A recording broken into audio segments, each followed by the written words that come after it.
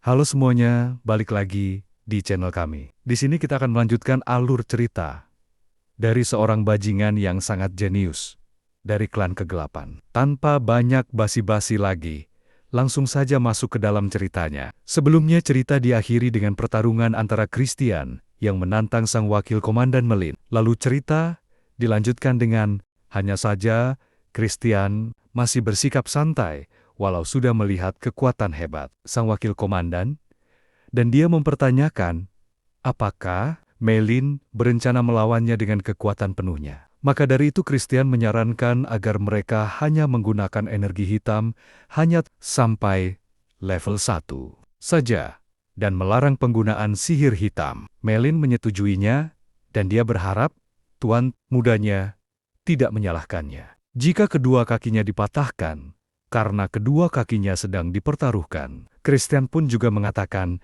jika lawannya juga harus bertaruh sesuatu padanya. Tak berselang lama, Melin pun melesat dan akan melakukan keinginan tuan mudanya jika dia benar-benar bisa mengalahkannya. Serangan pertama Melin ditangkis oleh Christian dengan cukup baik. Walau ayunan pedang kayu ini terasa berat, tapi hal tersebut bukanlah masalah. Duel pun terus berlangsung, dan mereka berdua saling bertukar serangan secara brutal. Para kesatria tak menyangka jika tuan mudanya dapat bertahan melawan wakil komandan di waktu yang cukup lama, dan sebagian di antara mereka beranggapan hal itu disebabkan senjata utama wakil komandannya adalah pedang besar yang tidak digunakan untuk bertarung sekarang. Di sisi lain, Melin mulai goyah disebabkan semua serangannya tidak bisa mengenai tuan mudanya yang seharusnya lebih lemah darinya. Tanpa pengalaman bertarung, kini dia paham apa yang dirasakan oleh Teran maupun kesatria lainnya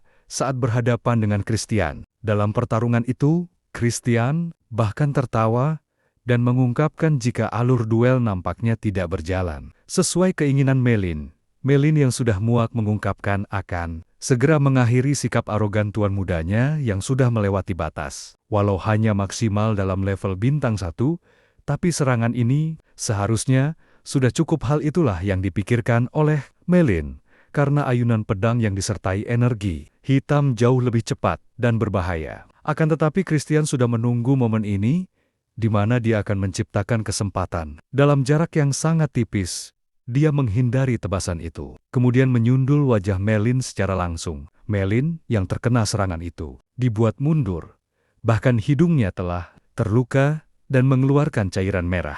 Jika Christian tidak memiliki pengalaman tempur dari masa lalu, serta pengetahuan tentang Melin, maka dia takkan bisa menandinginya. Dia tahu jika Melin adalah seorang pengguna pedang besar, dan selama sihir hitam terlepas dari pertahanannya, saat memberikan serangan, maka dia takkan bisa menutupi celah hanya dengan kekuatan fisik saja. Walau Melin pengguna pedang, tapi dia juga tidak terlalu fokus pada pedang, melainkan sihirnya. Sehingga duel dengan pedang yang dibatasi sihir hitam akan menguntungkan Christian. Siapa sangka Melin malah tertawa karena dia mendapatkan pelajaran yang menarik dari tuan mudanya. Ia tak pernah membayangkan akan mendapatkan serangan berupa sundulan kepala, dan mulai sekarang Melin takkan meremehkannya lagi. Hanya saja Christian menganggap duel ini telah selesai karena ia telah menggoresnya saat menyundulnya. Jika saja dia melumuri kukunya dengan racun, maka Melin pastinya sudah tumbang. Melin pun mengakui kekalahannya dan meminta tuan mudanya mengatakan keinginannya. Tapi sebagai gantinya, dia berharap duel berikutnya. Christian tak keberatan akan duel. Kedua menunjukkan jika dia memiliki permintaan untuk kedua kalinya. Sebagai permintaan atas kemenangannya ini, maka dia ingin Melin berlutut di hadapannya. Hanya saja hal itu adalah syarat yang sulit untuk Melin penuhi, disebabkan kesetiaannya pada keluarga utama. Lalu Melin dibuat tercengang saat Christian mengatakan jika hal itu takkan masalah. Walaupun bukan sekarang dia menepati permintaannya, tapi pada saat dirinya menjadi tuan muda yang mewarisi klan. Akan tetapi Melin merasa hal itu omong kosong. Disebabkan terdapat 5 tuan muda yang hak pewarisnya sudah diakui dan semuanya berasal dari keturunan langsung keluarga utama. Sambil tertawa, Christian menjawab, jika dia belum menemukan aturan di mana keluarga cabang tak bisa menjadi pewaris. Lalu, untuk duel kedua, mereka akan dilakukan 1 bulan dari sekarang dan akan lebih serius dibandingkan duel pertama. Melin mengingatkan jika dirinya takkan lengah lagi, agar tuan mudanya tidak memiliki kesempatan menang. Bagi Christian, hanya sedikit yang hampir mustahil di dunia ini, dan dia merasa mengalahkan. Melin bukanlah sesuatu yang pantas disebut mustahil. Dalam 1 bulan itu, juga dia akan membuat Melin sadar kepada siapa dia. Seharusnya setia. Setelah kembali dari pelatihan, maka Malin memberikan surat rekomendasi yang diinginkan oleh ayahnya. Semua hal yang dilakukan Christian tertulis di sana. Bahkan, Melin menganggap duel bersama tuan mudanya sangat langka yang bisa dinikmatinya. Untuk sesaat kepala klan menunjukkan ekspresi yang tak biasa saat menatap putra yang selama ini hanya membuat onar. Dengan ini, maka Christian mendapatkan kunci untuk memasuki perpustakaan. Dia menganggap pencapaian ini merupakan sesuatu yang sangat bagus. Bahkan Melin sudah menaruh perhatian padanya. Di masa lalu, Melin adalah salah satu kesatria terkuat dalam kekaisaran. Bahkan berhasil mencapai level 6 bintang. Dan jika Christian ingin menguasai seluruh klan sihir hitam, maka dia perlu membutuhkan sosok yang setia padanya.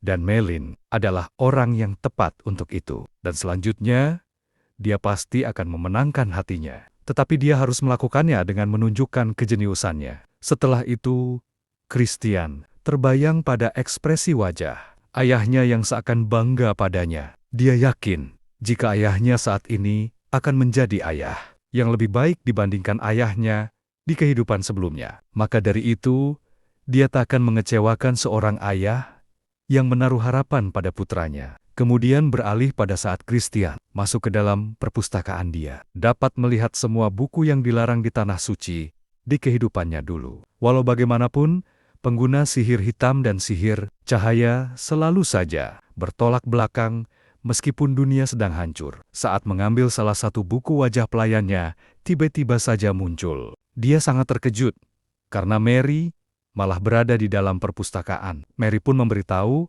jika dia dulunya adalah penjaga di perpustakaan ini sebelum menjadi pelayan khususnya. Setelah mengamati, tuan mudanya Mary memberitahu jika buku yang dipilihnya memiliki energi hitam 4 bintang terkhusus untuk segel pengikat. Maka dari itu membacanya akan percuma disebabkan tuan mudanya pasti takkan bisa memahaminya. Namun Christian tak masalah disebabkan dia adalah seorang jenius. Mary pun tertawa riang karena tuan mudanya sungguh hebat. Christian sedikit kesal melihat ekspresi itu karena telah dipaksakan.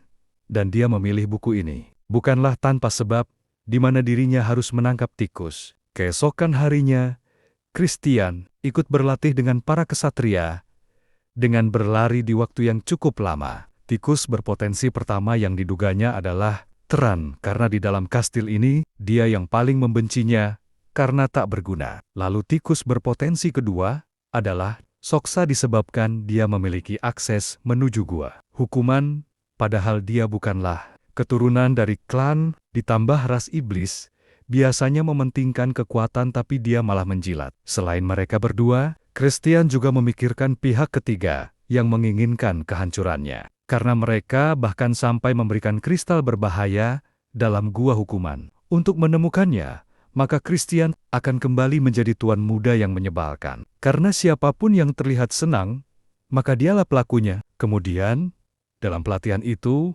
Christian mulai membuat obat dengan mengatakan, jika latihan ini terlalu sulit dan tak berguna, dia bahkan tak segan mengatakan dirinya telah menyerah dan langsung meninggalkan barisan. Tak sampai di situ saja, saat dia meminta makanan, maka dia memarahi pelayannya yang tidak menyiapkan makanan yang layak untuk dimakan. Dia ingin makanannya dibuat ulang secepat mungkin, karena makanan di atas meja sangat menjijikkan. Ayahnya yang melihat tingkah itu sangat kecewa, padahal mengira Christian telah berubah. Saat ayahnya pergi, Christian merasa bersalah, tetapi dia melakukan hal ini demi keluarga. Dan ayahnya pasti akan mengerti saat dia menangkap tikus itu. Sejak hari itu, dia berusaha menyebarkan rumor akan keburukannya. Dengan terus membuat onar, tak hanya menjahili pelayannya, tapi dia juga menghamburkan uang bagaikan air yang mengalir. Melihat tuannya sedang menikmati minumannya, maka Mary membawakan alkohol terbaik. Walau tuannya memutuskan untuk menjadi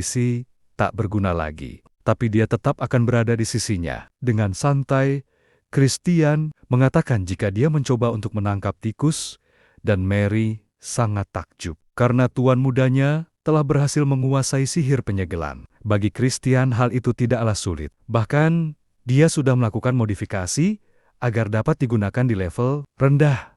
Walau hal itu berarti kekuatan penyegelan tersebut ikut menurun juga. Mary mulai berpikiran jika tuan mudanya nampaknya benar-benar seorang jenius sejati. Dan di saat yang sama, Teran datang karena adiknya datang, maka Christian mencoba pura-pura mabuk sambil menanyakan, kenapa bocah pengganggu itu ke sini? Dengan nada keras Teran menanyakan, apakah sampai di sini saja perubahan yang kakaknya bisa? Padahal, dia sudah mengira dirinya benar-benar telah menjadi lebih baik. Christian yang melihat Teran marah, menunjukkan bukan dia orang yang dicarinya. Jadi, tak ada alasan lagi untuk menyembunyikan dan Christian langsung memberitahu, jika ada tikus di dalam kastil ini, ada orang yang ingin menjebaknya, dan untuk itu, dia mengikuti apa yang diinginkan oleh orang itu. Untuk meyakinkan adiknya, maka dia menunjukkan aroma minuman di tangannya, yang ternyata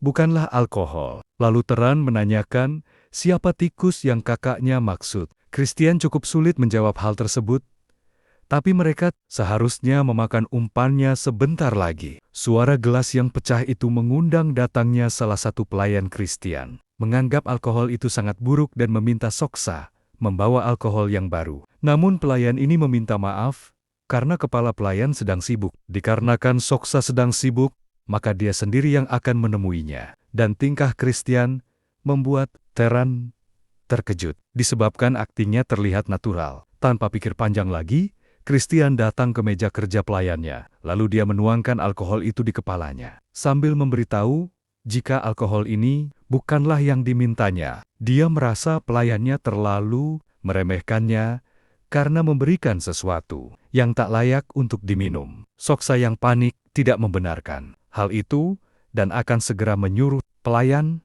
untuk mengambil yang baru. Hanya saja, Christian tidak mengizinkannya, dan Soksa sendirilah yang harus mengambilnya. Tangan Soksa bergetar disebabkan dia sedang sibuk. Lalu Christian menepuk wajahnya sambil mengingatkan agar Soksa segera mengambilnya sekaligus menggantikan pakaiannya yang basah.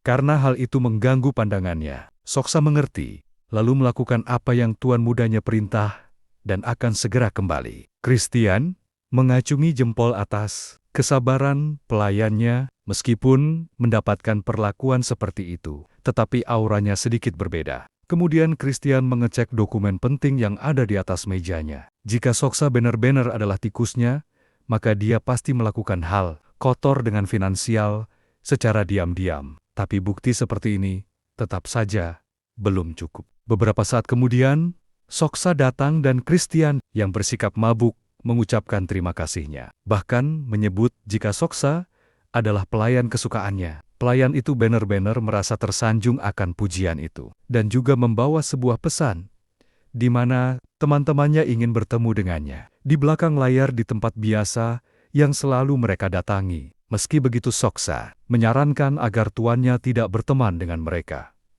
Dan dia langsung meminta maaf setelah mengatakannya, karena dia seharusnya tidak berhak mencampuri urusan tuannya. Hanya saja Christian telah memutuskan untuk menemui mereka dan Soksa akan melakukan seperti yang diperintahkan. Pertemuan mereka pun berlangsung dan kedua rekannya mengungkapkan rasa terkejutnya akan rumor yang beredar. Tetapi mereka yakin jika Christian tetaplah si pembuat onar terbaik. Di tengah percakapan itu, Christian melihat ada sesuatu yang aneh dengan wajah pelayan wanita di sampingnya. Kedua orang ini menyuruh wanita itu segera menuangkan minuman karena mereka harus merayakan pertemuan ini. Saat ingin meminumnya, Christian merasakan sesuatu telah dimasukkan ke dalam alkoholnya. Tanpa pikir panjang, Dia segera melempar gelasnya ke wajah salah satu dari orang di depannya. Pria ini bertanya-tanya, kenapa tuan mudanya melakukan hal ini?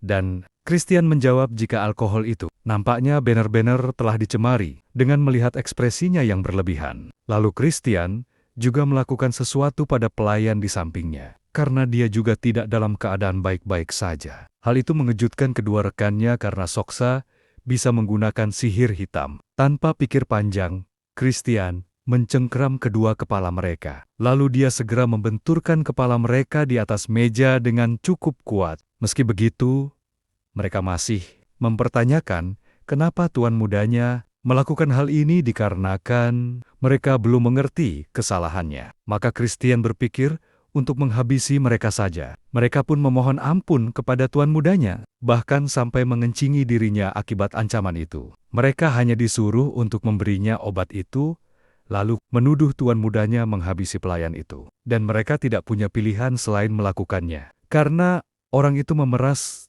dengan perdagangan narkoba. Hanya itu yang mereka lakukan. Christian mengerti, dan dia ingin mendengar siapa nama orang yang memerintahkan mereka. Awalnya mereka enggan mengatakannya, tetapi ancaman terus berdatangan. Mereka pun mengungkapkan jika orang itu adalah Soksa, dan mereka bersumpah atas kebenaran yang dikatakannya.